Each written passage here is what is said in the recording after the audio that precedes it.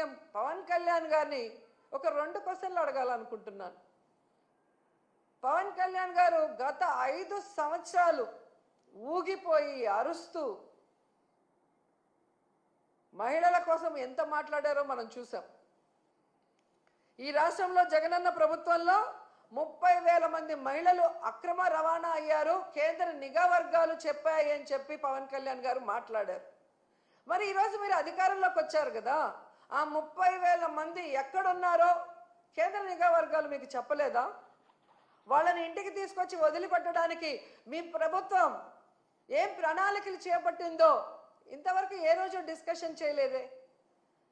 అంటే నీ రాజకీయం కోసం ఆడబిడ్డలను ఉపయోగించి అబద్ధపు ప్రచారం చేస్తూ జగనన్న మీద విషం చిమ్మాలనుకోవటం ఈ రాష్ట్రంలో ఉన్న మహిళలందరూ కూడా గుర్తిస్తున్నారని కూడా ఈ సందర్భంగా తెలియజేసుకుంటున్నారు.